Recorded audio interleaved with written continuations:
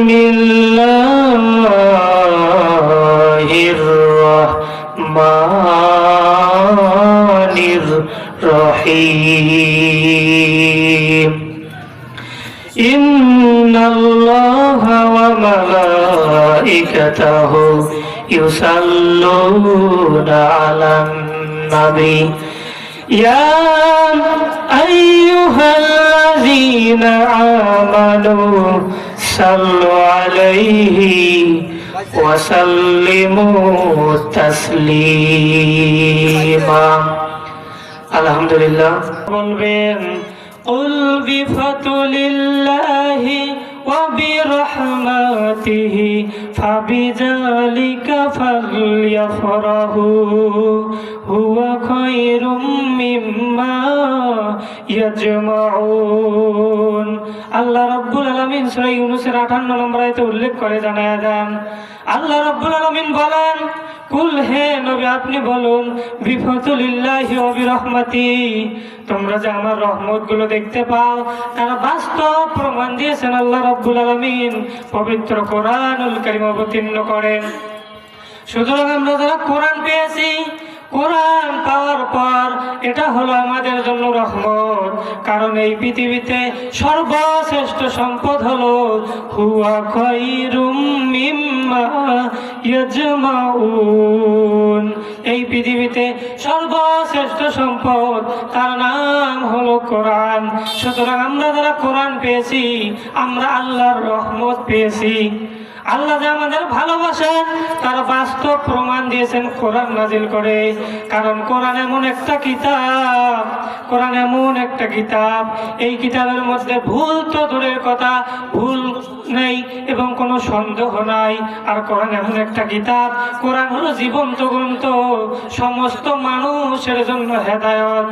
আল্লাহ রাব্বুল আলামিন বলেন, কোরআনকে যদি জিজ্ঞাসা করেন কোরআন তোমার নাম কি, আল্লাহর কোরআন ডাক দিয়ে বলে বাল হুয়া কুরআনুম মাজিদ, আমার নাম হলো কোরআনুল মাজিদ।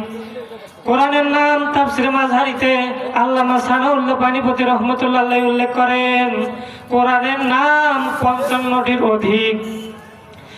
এই 55টি নামের মধ্যে কোরআন শরীফ নামে কিন্তু কোনো নাম নেই, কিন্তু আমরা সচরাচর বলি কোরআন শরীফ।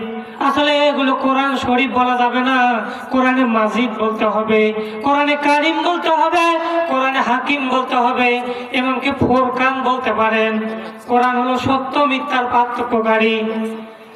কোরআন যখন এসেছে, কোরআনটা হলো জীবন্ত গ্রন্থ। একজন জীবন্ত মানুষ যদি অনেক দূর থেকে আপনাদের বাড়িতে আসে, আপনি প্রথমেই তাকে জিজ্ঞাসা করেন ভাই আপনার নাম কি। আল্লাহর কোরআনকে যদি আপনি জিজ্ঞাসা করেন কোরআন তোমার নাম কি, কোরআন বলেন বাল হুয়া কুরআনুম মাজিদ, আমার নাম হলো কোরআনে মাজিদ। এখন আপনি দ্বিতীয়বার তাকে জিজ্ঞাসা করবেন, একজন লোক মনে করেন আসলো, আপনি দ্বিতীয়বার তাকে জিজ্ঞাসা করবেন ভাই আপনি কোথা থেকে এসেছেন, আপনার বাড়ি কোথায়, এটা আপনি জিজ্ঞাসা করবেন। আল্লাহর কোরআনকে জিজ্ঞাসা করেন কোরআন তুমি কোথায় থেকে এসেছো, আল্লাহর কোরআন সঙ্গে সঙ্গে জবাব দিবে বাল হুয়া কুরআনুম মাজিদ ফি লাউহিম মাহফুজ, আমি লাউহে মাহফুজ থেকে এসেছি। এবার কোরআনকে জিজ্ঞাসা করেন কোরআন তোমার নাম জানলাম, ঠিক আছে, তুমি কোথা থেকে এসেছো তাও জানলাম, এবার বলো তো তুমি কোন দিন এসেছো বা কোন রাতে এসেছো। আল্লাহর কোরআন সঙ্গে সঙ্গে জবাব দিবে ইন্না আনজালনাহু ফি লাইলাতিল কদর। আল্লাহর কোরআন বলবেন আল্লাহ তাআলা আমাকে লাইলাতুল কদরের রাতে পাঠিয়েছেন। এবার যদি আপনি কোরআনকে জিজ্ঞাসা করেন কোরআন বুঝলাম তোমার নামও জানলাম, তোমার বাড়ি কোথায় তাও জানলাম, কোন রাতে এসেছো তাও জানলাম, এখন যদি জিজ্ঞাসা করেন কোরআন তুমি কোন মাসে এসেছো, আল্লাহর কোরআন সঙ্গে সঙ্গে জবাব দিচ্ছেন শাহরুম রমাদানাল্লাযী উনজিলা ফীহিল কুরআন। আল্লাহর কোরআন সঙ্গে সঙ্গে জবাব দেয়, আমার আল্লাহ রব্বুল আলামিন আমাকে রমজান মাসে নাজিল করেছে।